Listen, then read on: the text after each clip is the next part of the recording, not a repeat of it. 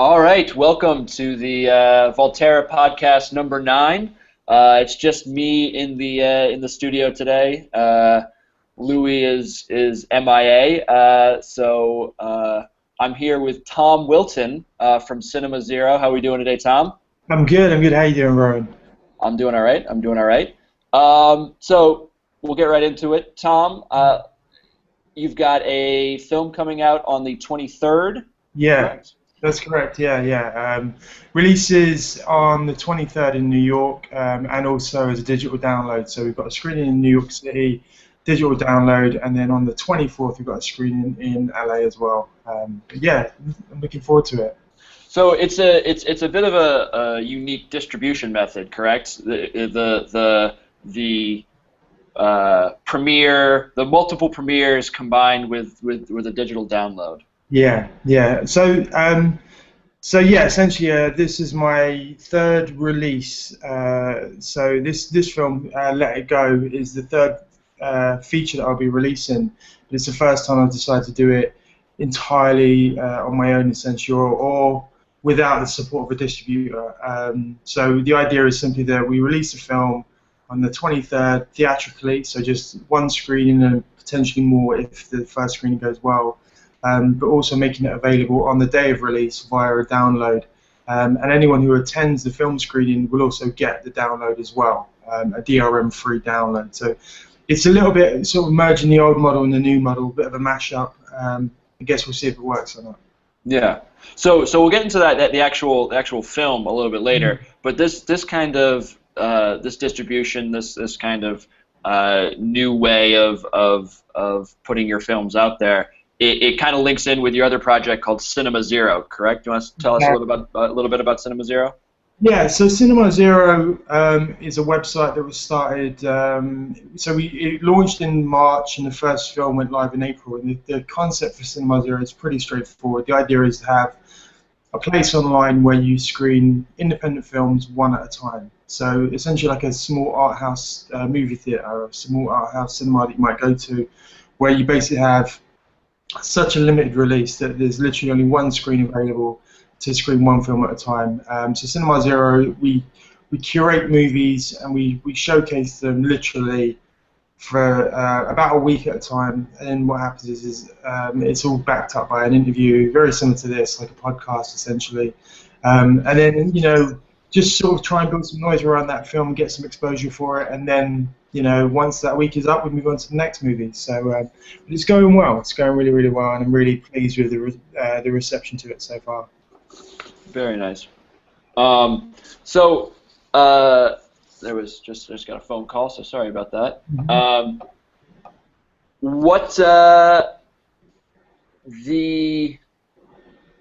We'll try and cut this out on the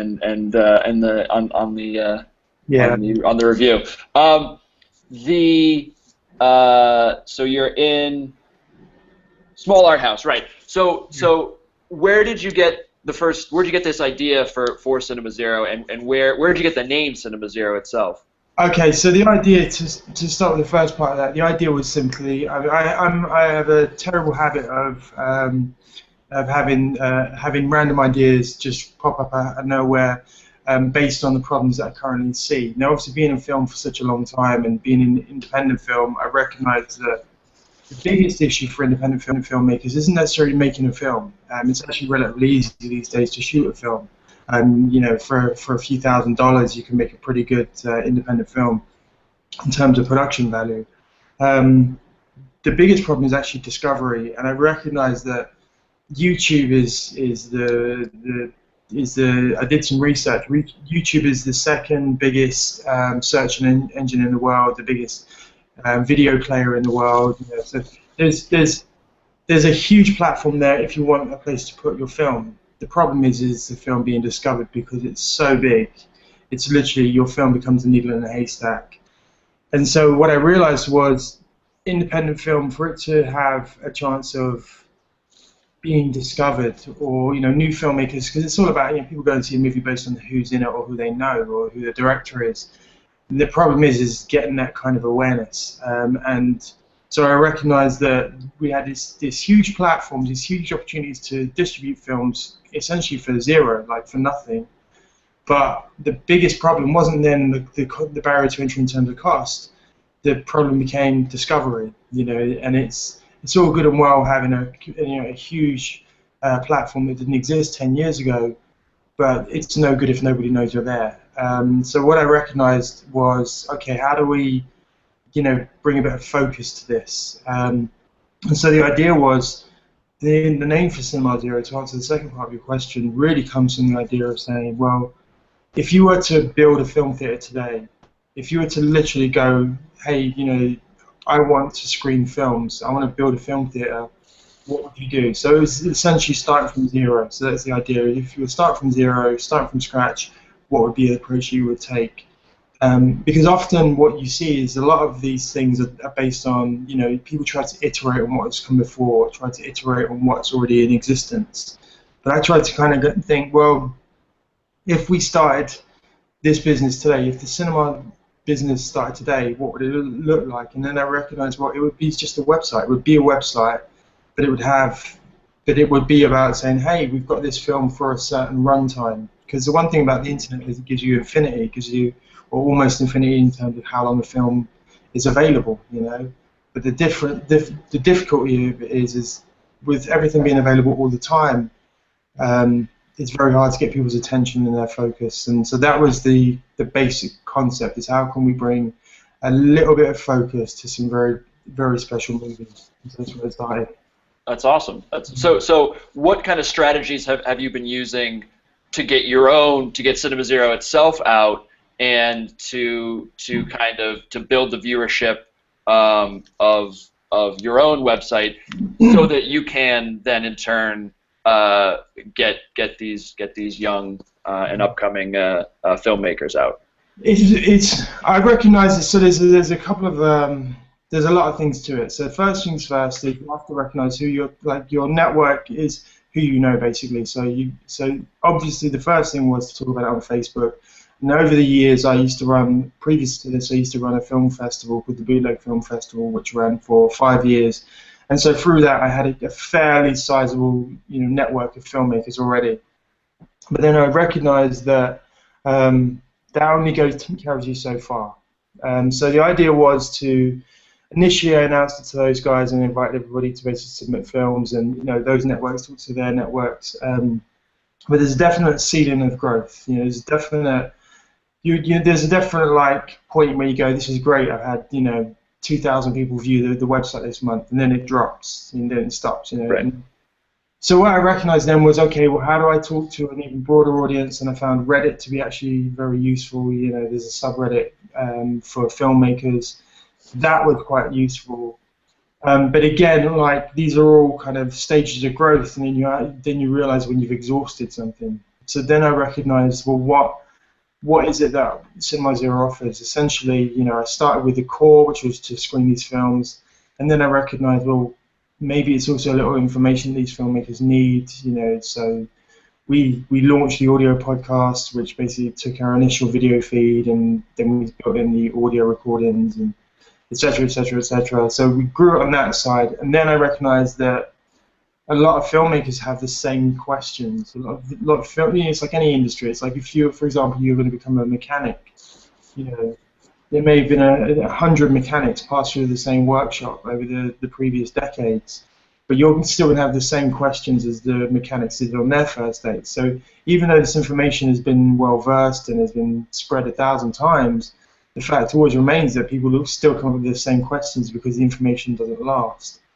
So this is where I decided to keep writing a blog post and asking, writing stuff myself about my experiences, and inviting other filmmakers to come and talk about their experiences, and just building more of a resource, a community, and less about this is how you do this, but much more these have been my experiences and the philosophical ideas behind the film, and tried to make it a little bit less, listicles, and a little more focused on this is how it is at the moment, and this is going to change. So to answer your question in a really roundabout way, I've tried to add additional value to the site and take it and experiment. Really, I think is the key thing, is to try new things, and if something works, keep it. If it doesn't work, throw it away, and evolve everything essentially.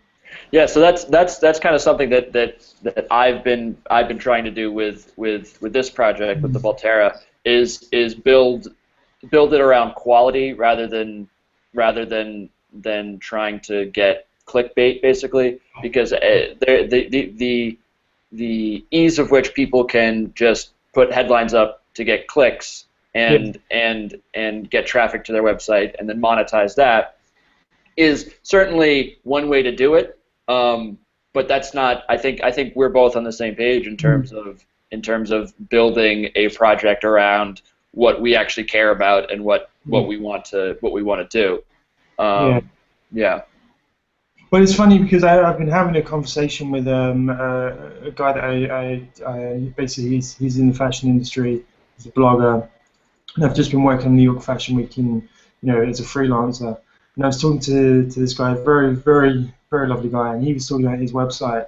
And we were discussing essentially just a lot of this sort of stuff, which is he's kind of pushing back against the fast information, the essentially, the kind of the sugar rush that you get, from reading, and he said, there have been times where he's written articles that are 30 words long, just because he wants that to show up on a feed or to get shared.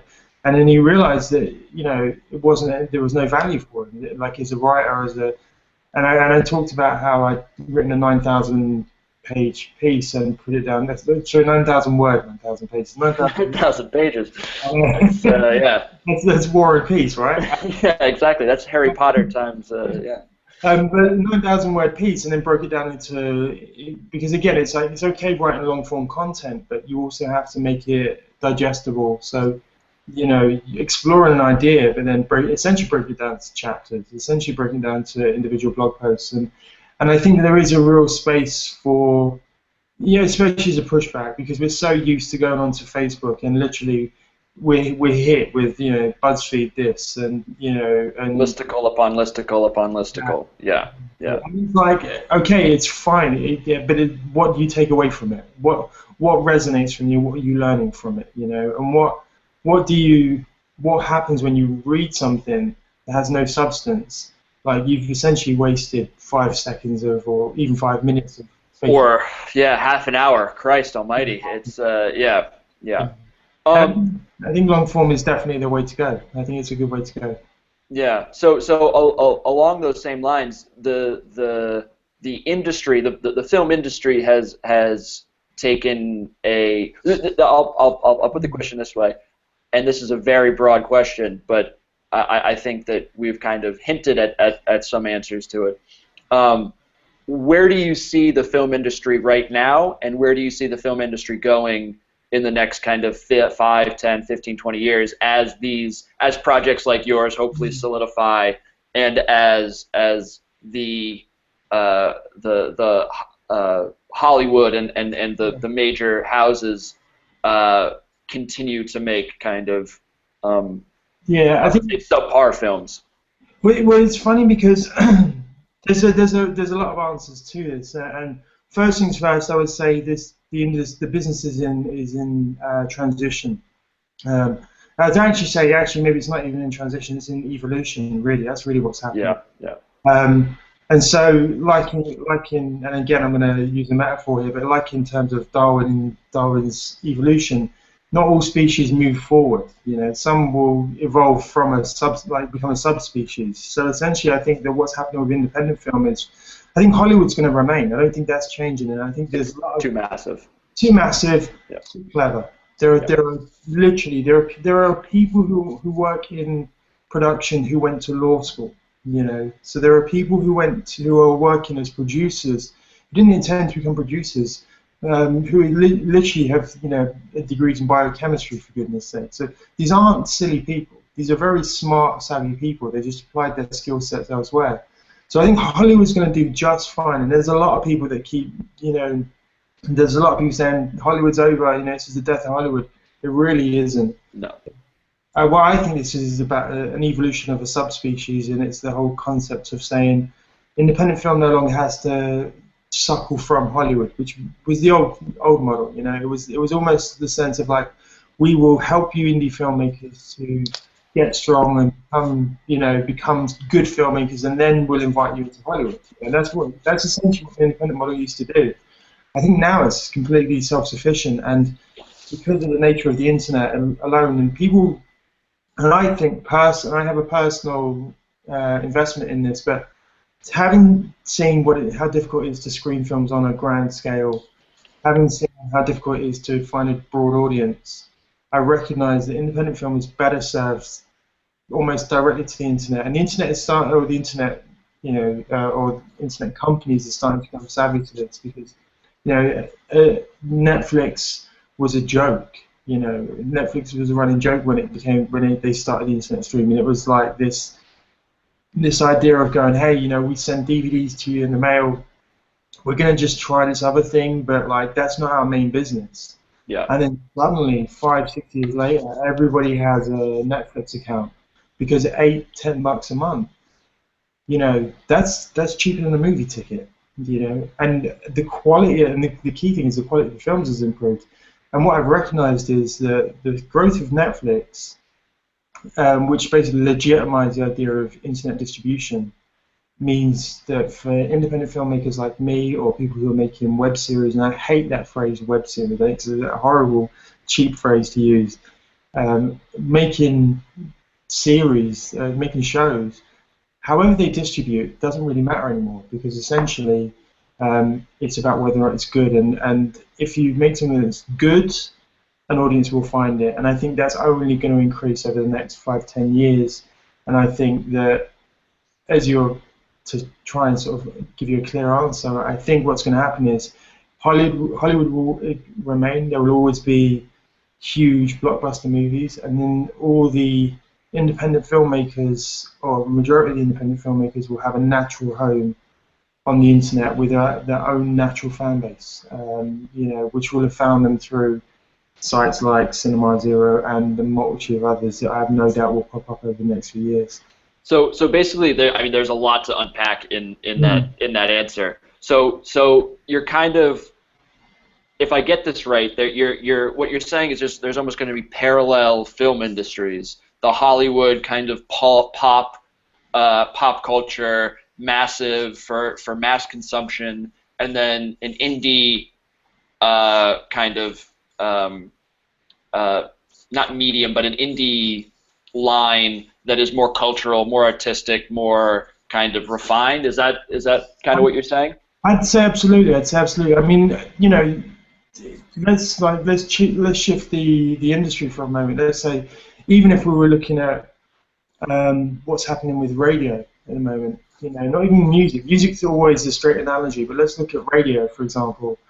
Suddenly, we've got this whole vibrant community of podcasters. It's taken about 10 years to get to this point, but they're as legitimized now as switching on the radio in the car, and so I think that rather than one eating the other, or one collapsing because the other one rose, I think it just become almost equal, and it's like interchangeable in a lot of ways now. And so what I think is that independent film will, because it becomes cheaper to distribute, will therefore be easier to find finance, and because audiences are easier to find, and it's all word of mouth. That's the key thing. Is like, if you make a good product and somebody likes it, they're gonna, it will come up in conversation, and somebody else will be encouraged to find it, and eventually you hit a critical mass.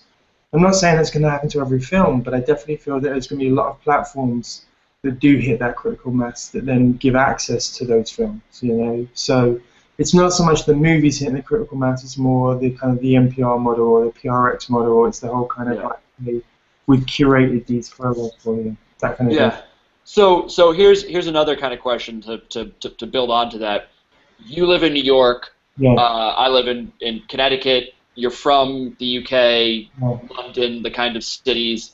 Is this do indie films ever kind of reach the heartlands of? Do they ever get to Kansas? Do they ever get to Nebraska? Do they ever get to, I don't know, Luton or or someplace like that's kind of a not exactly a cultural epicenter. Yeah. Can they spread to those areas, or are they kind of, or will they remain this kind of I don't know, not niche to any degree, but a kind of smaller audience? If you'd asked me that question 3 years ago, I'd have said no, purely because what you will find in a lot of these places. So, say for example, you go to, I don't know, if you go into the Midwest, or you go to some sort of like a small town on the outskirts of a big city. Their film theaters now are essentially, would traditionally be in the big city, an art house theater, but that's the only theater they've got. So they will only ever have maybe 1 or 2 screens, maybe 3 screens if they're lucky. And what will happen is the big movies, when they eventually roll out to that region, will go and play there, because then, and again, this is a huge generalization of these places. I know they're all very culturally diverse, but a lot of times it'll be, for example, you studied in Scotland. You went to St Andrews. I've seen the film theatre at St Andrews. It's and the movie I saw is beautiful, old-fashioned film theatre, and they had Man of Steel on. So it was like, okay, that I understand.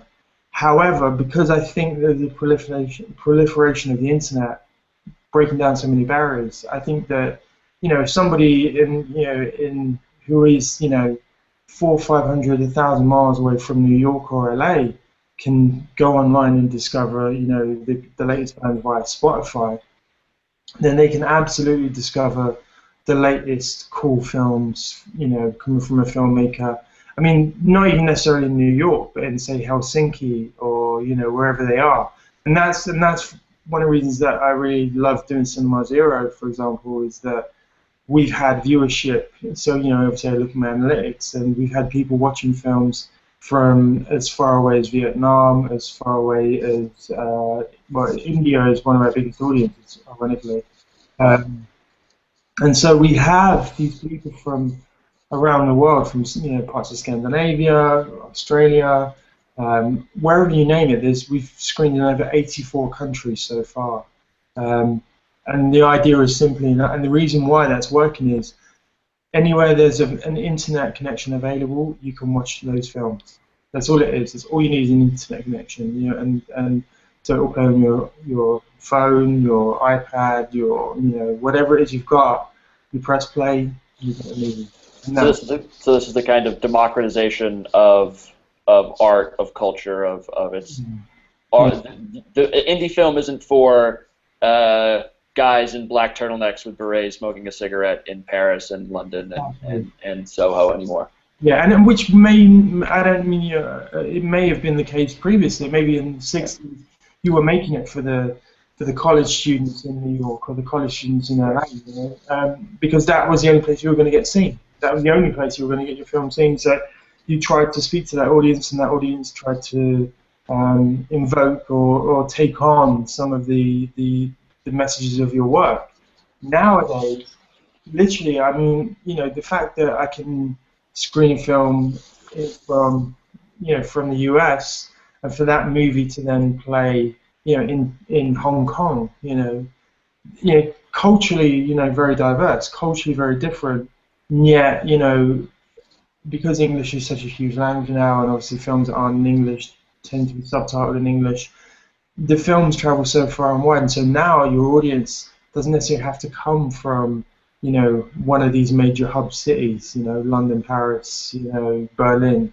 They can come from anywhere, and that's what I love about it. And I think that means that independent film especially, is suddenly very, very, very exciting, because we do get to do what Hollywood does, which is mass distribution. We didn't used to get to do that. We now have an opportunity to do mass distribution. And I think that's something that we should all be doing. Yeah. Yeah. So speaking of mass distribution, you have your own film, Let It Go, coming out in, what's today? Today is the 12th. 12th, so it comes out in 11 days, is that correct? Yeah, 11 days, yeah. So why don't you tell us a little bit about Let It Go? Okay, so So there's two elements. So there's obviously the distribution element, and there's also the film itself. So the film itself is a very simple comedy.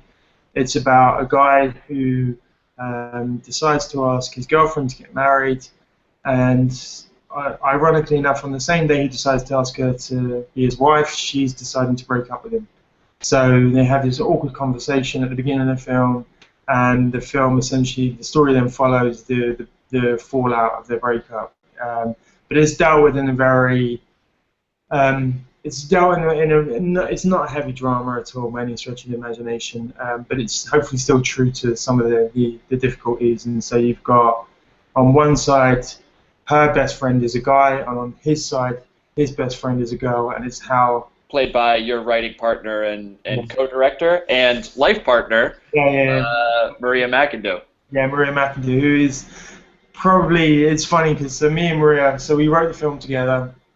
She's in the movie. She's extremely funny. I'm not just saying that because obviously you know her, or that anyone who knows me, knows that I'll gush about her. But she is incredible. She's a very, very talented, talented writer, filmmaker, and indeed actor. So Maria's in the movie. There's also Gillian Visco, who I've worked with before on previous projects. She plays Steph, the girl who breaks up with Jeremy, who is played by Andrew Leland Rogers. And then rounding out our main cast is Josh Hawkins, who, funny enough, he plays an American in this movie, but he grew up about 10-15 minutes from where I did in London. So there was something quite sweet about having a fellow Southeast Londoner on set with me. It was a lot of fun. But the cast are just they're great. They're incredible people and very talented. So were there any awkward conversations when you were writing this between you and Maria, or was it because you guys got married and then and these folks are, well, one of them wants to get married, but the other one is it was. There was a lot of the awkward conversations were much more around. So we have very different styles of writing styles, and so it's a real test of not just of a marriage, but of a working relationship, where you can go, hey, I don't really think that we should be doing that in this scene. Like, I think maybe we need to do this. So the general way we worked was essentially I wrote the majority of it, and then what would happen is I'd give it to Maria, and she would come in and essentially rewrite whole segments or take out stuff or add stuff in. So essentially, and then I would come back and I would look at it and go, okay, I like this, I don't like this, and then we would essentially talk about it. So the conversations were never, there were never any arguments over it, but there were definitely moments where I'd say, no, I think it needs to be this way, and she would disagree. And actually the biggest issue, and I don't know how much you'll thank me for bringing this one up, but the biggest issue was filming it in black and white. I was very adamant from day one that it was going to be black and white, and she was unsure. She just felt that it was a, I don't want to put words in her mouth, but I think she felt it was just, there was no obvious reason. It was just a cheap move.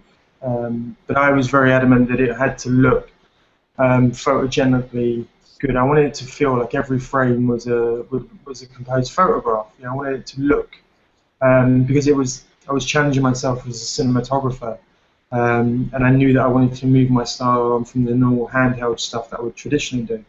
Yeah. So I said I want to shoot it predominantly locked off on a tripod, essentially on sticks for most of the movie, and black and white. And there was some bones of contention over whether it should be black and white or not. And and I had to be very insistent that as the director, I was, adamant it would be black and white. And I give her a due. She saw it and she acknowledged that why I wanted to do it that way. But for the most part, there has definitely been points where Maria said to me, hey, it needs to be this, and I've said, no, it can't be that, and she says, no, it has to be this, and we've gone her way, and I've stood back and gone, you know what, you were all right all along. So it's quite, it's a lot of fun, actually. It's a real test of your own ego, when you can work along somebody that, is essentially your partner in life as well as on the project, and you can, it's not necessarily giving in, no, even compromise, it didn't even come down to compromise. It's just trusting that their vision is correct, and that's really what it came down to. Yeah. So there was a 15-minute teaser that you guys put out Yeah. a couple weeks ago. I watched that, and the conversation between the couple isn't actually audible. No. It's all visual. So can you talk about that little scene? So that was one of Well, the. it's a big scene, but it's Yeah. I would imagine it's a pivotal scene. But yeah, sorry, go ahead. Yeah, no, well, there's a couple of things. So I knew that as soon as I decided on the style of it, and funny because we were talking about music, and Maria said it should be jazz, like old jazz should play. Oh, the music, that was perfect, by the way. The music in the back was the background music, or the audio that was over that was perfect. So I just, yeah, sorry, go ahead. So, Just wanted to put that in. so very early on, like, we obviously have roof access here, and so I thought I really want to shoot a scene, but I thought because it's such a difficult scene to shoot, like in terms of what's said and the emotions that you're asking these characters to go through, I thought it's very invasive to zoom in on somebody. Even if they're acting, it's very invasive for an audience member to sit there and go, "Oh wow, she's breaking his heart at the moment." Especially so early on in the movie. It sets the tone for the rest of the movie. And I realised that I always wanted it like stepped right back, and I thought we can do enough with the setup in advance, saying what's going to happen, and then show it. And then I thought, well, that would be the perfect time for the title sequence, which again gave it that old movie feel, the old kind of fashion styling. And so it was and of course, and it was the coldest day we could have picked. We didn't shoot here, we didn't shoot in Queens, we shot in Brooklyn. Andrew's apartment, ironically, the guy who's in the movie, but he had a beautiful view of Manhattan in the background. So very straight away, the shot serves a number of purposes, not least of which is telling people that the main story happens in New York City. But what was really lovely about it was the view was great, and that we were all ready to go. And then we got up there, and I think it was January 5th we shot that scene. I remember being very early January, and it was so cold and so windy that even though I had the camera on the tripod, I was literally holding the tripod down because the wind was so high. And you'll see in the shot they get blown around quite a bit in their faces. And so it was the idea was that it was meant to be his idea of a romantic moment, and yet it just kind of worked out perfectly. They get up there and it's like this windy, cold day, and it was his idea that it would be romantic to propose with Manhattan in the background, and instead she's like, "It's over, buddy, game over." So just as a kind of behind the scenes question, what were they actually talking about during that? Were they do you want to get dinner after this? Absolutely, I want to get dinner after this. What do you do? Yeah, was it that kind of thing, or were they actually kind of in character and? They were the parent, both Gillian and Andrew are such dedicated performers that they stayed in character, and it was all in character. And I think we did about 4 or 5 takes, and every single one, and Andrew is very committed to living through his emotions, and Gillian is so good at delivering those beats. So I think that they knew that was going to be, even though they weren't mic'd, and even though they were going to get no dialogue on the scene, they both wanted it to be very, they wanted it to be real. So yeah, they performed the scene. Yeah, they did it. They did, yeah, absolutely. Is there anything else you want to add about the film itself? No.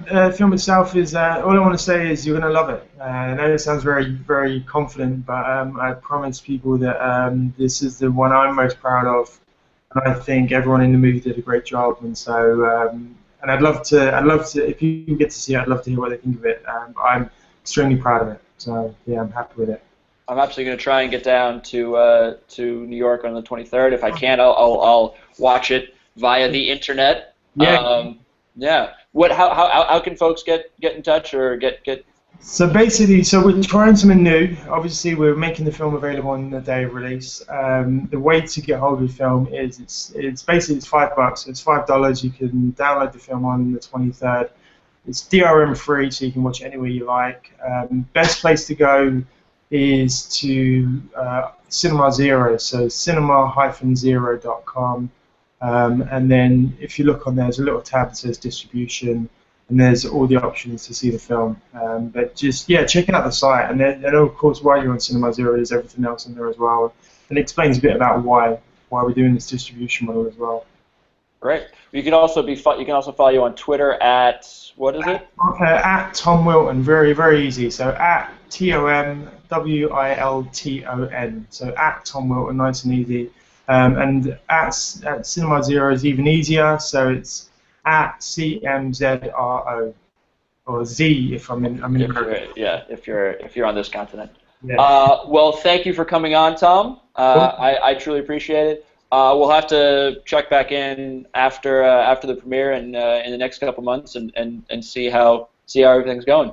Brilliant. Thanks so much, Ryan. This has been a lot of fun. Thank you. Absolutely. Have a good one, Tom. Yeah. Bye now. Bye now.